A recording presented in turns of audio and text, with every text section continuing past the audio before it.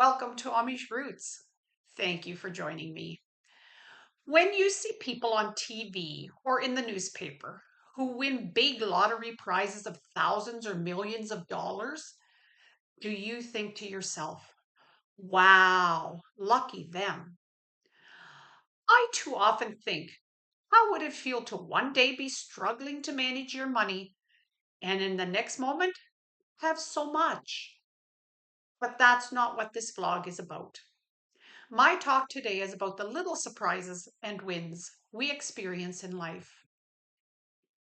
I remember when I was in grade 3, our teacher made a crown out of Bristol board and added many sparkly stickers and stars.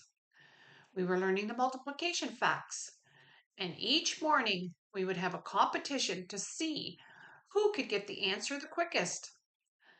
The teacher would keep track, and whoever had the most answers at the end got to wear the crown for the rest of the day. Now, math was not my strongest subject, but I wanted to win the crown.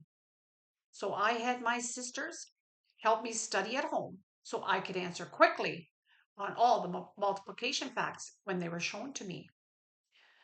Several days went by before I finally won the crown for the first time. But I did it.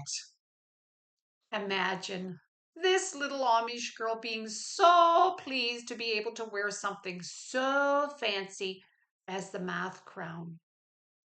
And I got to wear it for the whole day. There were other days that I won, and I was always excited, but nothing compared to the first time. Once, when I was babysitting at my babysitting job, the phone rang. Upon answering it, I was told that this was the Mini Mart calling, and I had won the Easter giveaway prize.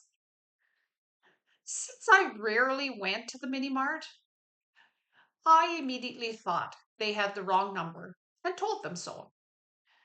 They responded by asking my name and phone number, and when that was confirmed, I again thought it could not be me, as I did not go and had not been in their store for some time. So I figured it was one of my friends playing a trick on me. There was no caller ID back then. As I questioned the caller about who they were and why they were trying to spoof me, the lady became very impatient and frustrated and asked if I recalled filling out a ballot to win their draw for an Easter bunny. Finally, cluing in, I became apologetic and I said, yes, I did remember, but I had forgotten all about the draw. That is how I came into the possession of this Duracell bunny. So when you put the batteries in and you turn it on, he plays his little drum, just like the Energizer Bunny, only this one was Duracell. Another time, I was playing in a slow pitch tournament with a girls' team that was local.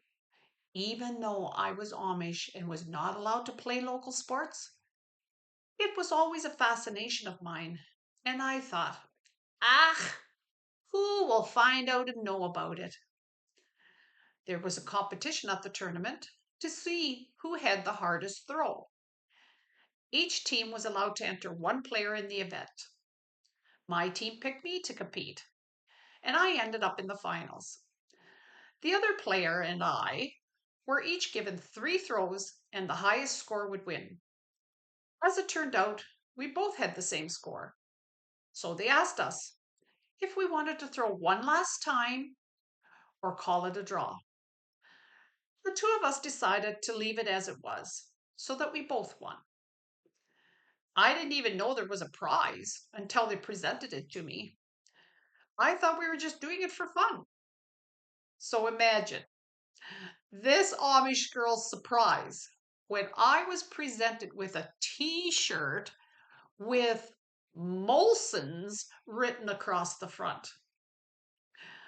So even though I felt good about winning, what was I going to do with a prize that was promoting beer?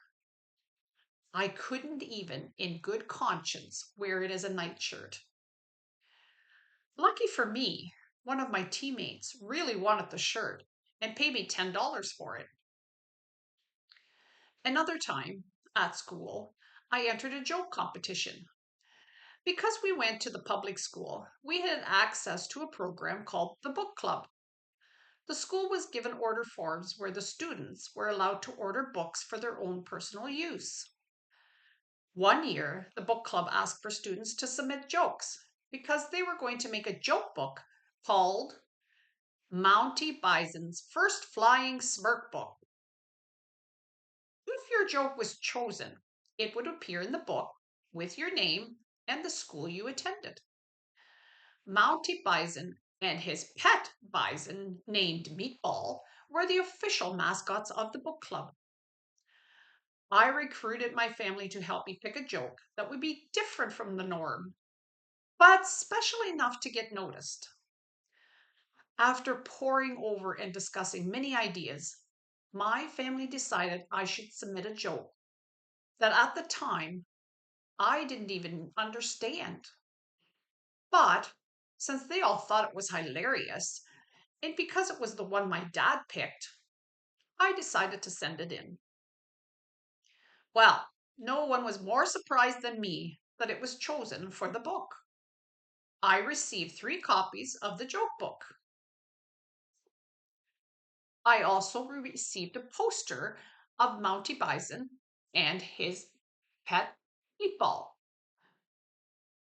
So it looked like that.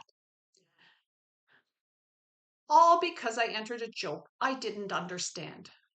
My joke was as follows. In the ninth grade English class, the teacher was discussing etiquette.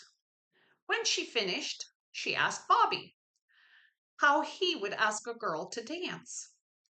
Bobby replied, "Come on, worm, let's wiggle." To put my joke into context, you need to know I was in grade 4, so I did not know what etiquette meant. Since our family was Amish, I was not familiar with dancing, so the only part I did get was the worm wiggling. But was that even funny? Well, I was the only student from our school who had their joke selected, so that was pretty special. If you ever get your hands on a copy of Mounty Bison's First Flying Smirk book, be sure to check out the Spooky Conversations section, and you will find my name with my joke. I still don't really understand why my family thought it was so funny, and my classmates didn't understand the word etiquette either. So, it's pretty obvious the judges were adults with the same sense of humor as my dad. The moral of my story: you don't always have to understand how you won. Half the fun is simply getting the prize because you tried. Mach's gut, and see you next time on Amish Roots. Plain talk in a modern world.